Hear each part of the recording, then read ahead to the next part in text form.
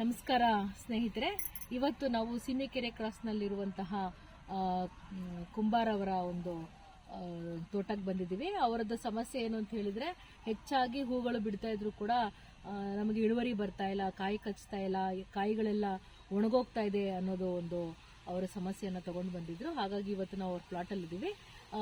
ನಮಗೆಲ್ಲ ಗೊತ್ತಿರೋ ಹಾಗೆ ಹೀರೆಕಾಯಿಯಲ್ಲಿ ಏನಾಗುತ್ತೆ ಅಂತ ಹೇಳಿದ್ರೆ, ಒಂದೇ ಬಳ್ಳಿಯಲ್ಲಿ ಗಂಡು ಹೂವು ಮತ್ತು ಹೆಣ್ಣು ಹೂಗಳು ಬೇರೆ ಬೇರೆಯಾಗಿ ನಾವು ಬಿಡುತ್ತೆ ಅಥವಾ ಕಾಣಬಹುದು.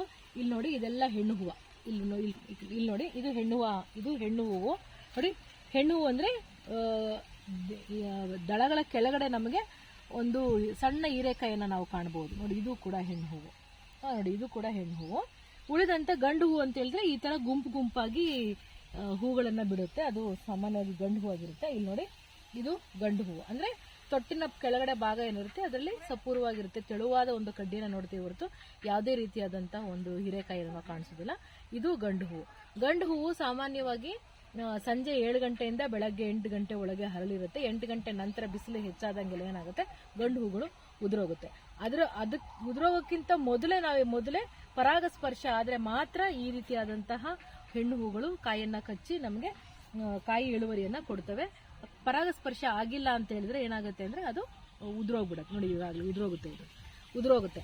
ಇನ್ನೊಂದು ಸಮಸ್ಯೆ, ಇನ್ನೊಂದು ಕಾರಣಗಳೇನು ಅಂತ ಹೇಳಿದ್ರೆ, ಇವಾಗ ಚಳಿಗಾಲ ಇದೆ, ತಾಪಮಾನ ತುಂಬಾ ಕಡಿಮೆ ಇರೋದ್ರಿಂದ, ಜೊತೆಗೆ ದಿನದ ಅವಧಿ ಕೂಡ ಕಡಿಮೆ ಇರೋದ್ರಿಂದ ಹೆಚ್ಚಾಗಿ ನಾವು ಗಿಡದಲ್ಲಿ ಹೆಣ್ಣು ಹೂಗಳನ್ನ ಕಾಣಬಹುದು.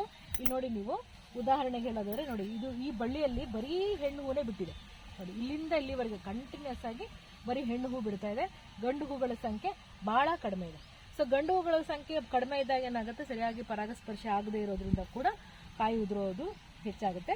ಜೊತೆಗೆ ಇನ್ನೊಂದು ಏನು ಅಂದ್ರೆ, ಹೆಚ್ಚಾಗಿ ಒಂದು ಹೆಣ್ಣು ಹೂವು ಅಥವಾ ಕಾಯಿ ಬಿಡೋದ್ರಿಂದ ಏನಾಗುತ್ತೆ, ಗಿಡಕ್ಕೆ ಒಂದು ಹೆಚ್ಚು ಪೋಷಕಾಂಶಕತೆಯ ಅವಶ್ಯಕತೆ ಇರುತ್ತೆ.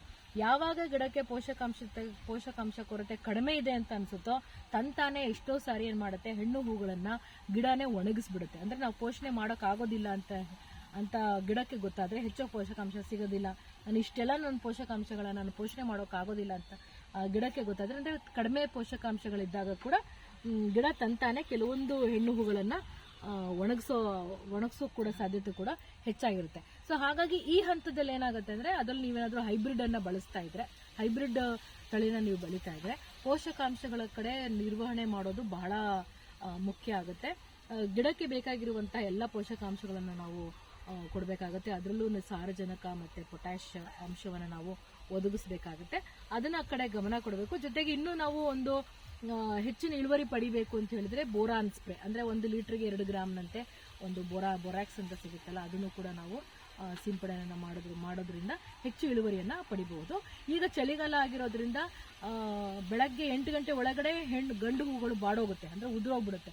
ಅವಾಗ ನಮಗೆ ಪರಾಗರಣೆ ಸಿಗದೆ ಇರೋದ್ರಿಂದ ಏನ್ ಮಾಡ್ಬೋದು ಅಂದ್ರೆ, ಬೆಳಗ್ಗೆ ಒಂದು 7 ಗಂಟೆ 8 ಗಂಟೆ ಒಳಗಡೆ ನಾವೇನ್ ಮಾಡ್ಬೋದು ಅಂದ್ರೆ, ಈಗಾಗಲೇ ಅರಳಿರುವಂತಹ ಹೊಸದಾಗಿ ಅರಳಿರುವಂತಹ ಗಂಡು ಹೂಗಳನ್ನ ಇದು ಗಂಡು ಹೂ ತಗೊಂಡು ಈಗಾಗಲೇ ಅರಳಿರುವಂತಹ ಹೆಣ್ಣು ಹೂವಿಗೆ ಈ ರೀತಿ ತಾಕ್ಸೋದ್ರಿಂದ ನಾವು ಪರಾಗಸ್ಪರ್ಶವನ್ನ ಮಾಡಬಹುದು.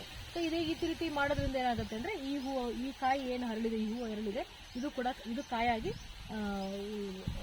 ಒಂದು ಉತ್ತಮವಾದ ಬೆಳೆಯನ್ನು ಪಡೆಯೋದಕ್ಕೆ ಸಾಧ್ಯ ಆಗ್ತಾ ಇದೆ. ಧನ್ಯವಾದಗಳು.